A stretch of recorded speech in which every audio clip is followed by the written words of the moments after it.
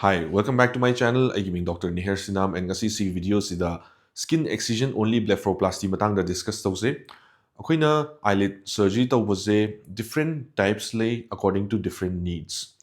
American amagi tawbaga Middle East ki miyam ki tawbaga akoigi Asians ki tawbaga je khetnei. Asians to mimigi mitse khetnei. Mitup sungyaw yaw double mitup yam pick na yaw lay, mitup chaw na yawraga matakte skin khandarakpagi semdokningi haibuzu lay. So akoina mitup haibuzidi fold sembadni. Aduga mitup se handa yawzaraga skin je matakte khandarakpa oragadi adudi akoina eyelid surgery haibiyai blepharoplasty haibiyai but mitup semba haibududi aduda sense ho oroi because mitup tudi akoina kashu semdasu yarni na khale. Now akoina normally semiba size for example 9-10 millimeters muki size se adugi size already yawzare khalase and matakte skin khandarakpuduna pick na ubo oragadi si skin zidang lauthoaga problem je solve tawbiyai. Hoi ka hena chahondana yam chahonba pamagadi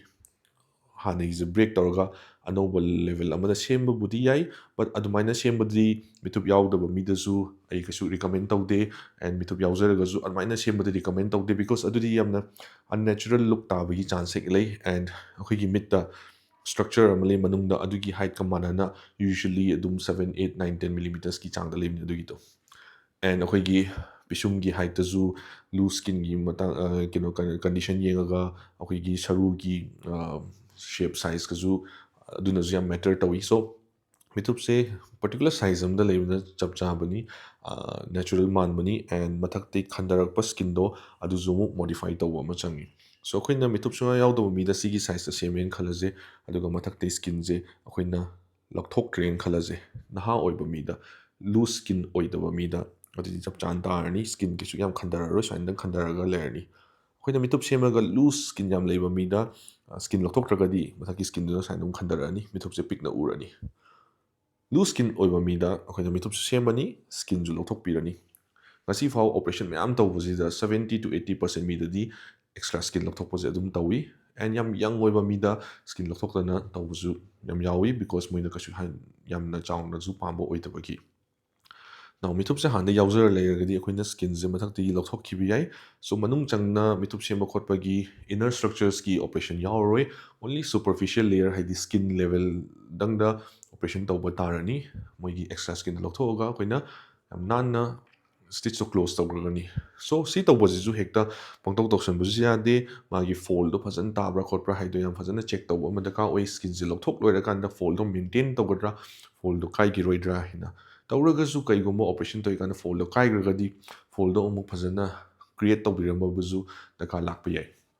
now सिगी जे स्वाइना अखोइना skin excision खतंग तौरगा operation जे लोइशलगदी मिचे याम पोंखतलोइ अदुजु एडवांटेज अमनी but sometimes सीजना confusion create तौबुजु यावे now मिचे मुरे हारगा मिगी expectation जे सुक चाउना पोंगदमनी अदुगा पोंब सुम सुम हंदरगा चामदा लाकदमनी न खले so yam pongkhataba surgery pikna lian bas operation tawrubagumba natraga khoina sumaina skin excision only khatang tawrubuse yam pongkhatra kitang pongkhatle so langsapa matamda almost magi final result to adumain tare aduna kharle gamu pixelakidra haina hekta pakhatna bi yawi so that is not true adum kesu pongkhatra ba potu da kesu yam pixel ni ngai leitre and sigi advantage sidi akhoina chauna sema malraga konna handarakanda semi ba size 10 millimeter mukta lakadabdo already som the 10 millimeter muki size line pi da yawzara ko oragadi akhoina khandari ba skin da lokthoga adum adugi size adum tahalabani so yamna advantages oiba surgery makhana mani because mitup tahanda yawzaramnina so mi ategi mitup yawdo mi gi semba pikna yawm gi chahonba chamda le badi hena chahonba mi so mi amaga loina khena banina ama compare tawdamna fai and sigi ꯆꯥꯟꯅꯒꯗꯕ ꯃꯤ ꯈꯜꯂꯒ ꯐꯖꯅ ꯇꯧꯔꯒꯗꯤ result ꯌꯥꯝ ꯐꯖꯕꯅꯤ and ꯊꯕꯛꯁꯨ ꯊꯨꯅ ꯆꯠꯄ ꯍꯧꯕ ꯌꯥꯏ ꯔꯤꯀꯕꯔꯤꯁꯨ ꯌꯥꯝ ꯊꯨꯔꯅꯤ and ꯃꯤꯠꯁꯦ ꯌꯥꯝ ꯄꯣꯝꯃꯔꯣꯏ and ꯃꯅꯨꯡ ꯌꯧꯅ ꯁꯦꯝꯗ꯭ꯔꯕꯅꯤꯅ ꯁꯦꯝꯃꯨꯕꯒꯤ ꯔꯤꯁꯛ ꯍꯥꯏꯕ ꯇꯥꯔꯦ ꯃꯥꯟꯅꯗꯕ or ꯍꯦꯟꯅ ꯊꯦꯛꯀꯠꯈꯤꯕ ꯀꯨꯠꯁꯟꯈꯤꯕ ꯈꯣꯠꯆꯟꯈꯤꯕ ꯑꯗꯨꯒꯨꯝꯕꯒꯤ ꯔꯤꯁꯛꯇꯨꯁꯨ ꯑꯦꯚꯣꯏꯗ ꯇꯧꯔꯅꯤ ꯁꯨꯛꯁꯦꯝ ꯁꯦꯝꯗꯕ ꯃꯤꯗꯤ ꯔꯤꯁꯛ ꯂꯩꯇꯦ and ꯁꯦꯝꯃꯨꯕ ꯃꯤꯗꯤ ꯔꯤꯁꯛ ꯈꯔꯗꯤ ꯂꯧꯔꯤꯅꯤ so skin excision surgery ꯑꯩꯒꯤ ꯋꯥꯈꯜꯗ ꯌꯥꯝ safe ꯑꯣꯏ ꯌꯥꯝꯅ almost negligible riskꯇ ꯂꯩꯕ ꯑꯣꯏꯗꯣꯏꯅꯤ so Swain tawraga semba mi khargi photos siminaze before surgery, after surgery, lungs hatpagi.